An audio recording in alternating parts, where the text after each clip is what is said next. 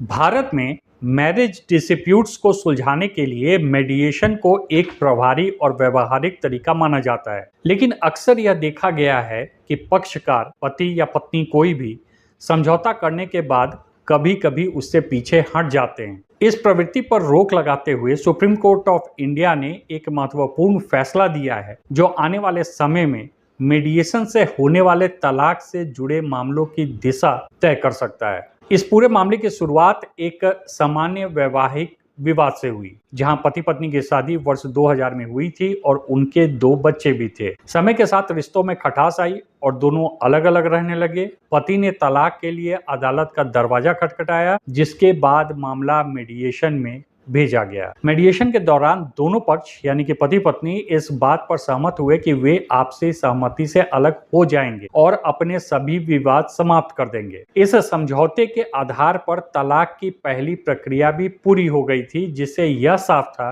कि दोनों पक्ष अपनी सहमति पर कायम हैं। आपको बता दें कि म्यूचुअल डिवोर्स के दौरान पति पत्नी को 2 बार कोर्ट के सामने हाजिर होना पड़ता है, जिसे फर्स्ट मोशन और सेकंड मोशन कहा जाता है। तो मेडिएशन के बाद फर्स्ट मोशन के दौरान पति पत्नी ने तलाक पर अपनी सहमति जता दी थी, जिससे यह साफ हो गया था कि वे दोनों म्यूचुअली अलग होना चाहते हैं। लेकिन इसके बाद घटनाक्रम ने अचानक मोड़ ले लिया। दूसरे चरण से पहले यानी सेकंड मोशन से पहले पत्नी ने अपनी सहमति वापस ले ली। इतना ही नहीं, उसने डोमेस्टिक वायलेंस एक्ट के तहत एक नया मामला भी दर्ज कर दिया, जो कि पहले कभी उठाया ही नहीं गया था। इस स्थिति ने पूरे मामले को जटिल बना दिया और यह सवाल खड़ा किया कि क्या कोई पक्ष समझौते के बाद अपनी बात से पलट सकता है। जब मामला सुप्रीम कोर्ट ऑफ इंडिया के सामने आया तो ऑनरेबल जस्टिस राजेश बिंदल और ऑनरेबल जस्टिस विजय बिश्नोई की पीठ ने इस पर गहन विचार किया। अदालत ने साफ कहा कि मीडिएशन के जरिए हुए समझौते को केवल एक औपचारिक प्रक्रिया नहीं माना जा सकता। यह एक ऐसा समझौता होता है जिसमें दोनों पक्ष अपनी मर्जी से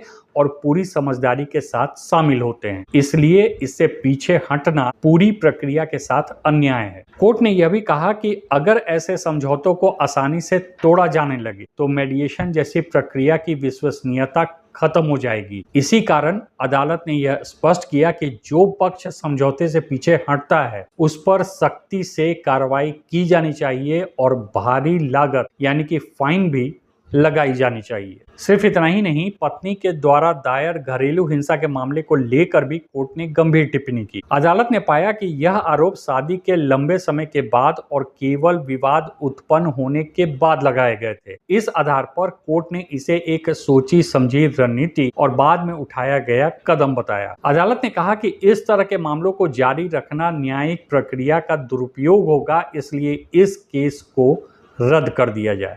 साथ ही कोर्ट ने यह भी माना कि पति पत्नी के बीच संबंध अब इस स्थिति में पहुंच चुके हैं जहां उनका साथ रहना संभव नहीं है। इसलिए अदालत ने विवाह को इर्रिट्रेबल ब्रेकडाउन के आधार पर समाप्त कर दिया और दोनों पक्षों को निर्देश दिया कि वे समझौते की बाकी शर्तों का पालन करें। हालांकि अदालत ने एक संतुलित दृष्टिकोण भी अपनाया। उसने यह स्पष्ट किया कि कुछ विशेष परिस्थितियों में समझौते से पीछे हटना संभव हो सकता है, जैसे कि यदि समझौता धोखाधड़ी, दबाव या अनुचित प्रभाव के कारण हुआ हो, या यदि दूसरी पार्टी ने अपने जिम्मेदारियों का पालन न किया हो, यानी कि जो भी समझौता हुआ था उस समझौते के अंतर्गत उसने कदम नहीं उठाए हों। लेकिन कोर्ट ने यह भी कहा कि ऐसे मामलों में ठोस प्रमाण भी देना जरूरी होगा। यह फैसला केवल एक कानूनी निर्णय नहीं है, बल्कि यह एक स्पष्ट संदेश भी है कि न्यायालय अब समझौतों को गंभीरता से लेने की अपेक्षा करता है। मेडिएशन का उद्देश्य विवादों को जल्दी और शांतिपूर्ण तरीके से सुलझाना है, और यदि लोग इसे एक रणनीतिक उपकरण के रूप में इस्तेमाल करेंगे तो इसका पूरा मकसद ही खत्म हो जाएगा। अंततः सुप्रीम कोर्ट ऑफ इंडिया का यह निर्णय यह स्थापित करता है कि एक बार जब पक्षकार आपसी सहमति से किसी निष्कर्ष पर पहुंच जाते हैं तो उन्हें उसका सम्मान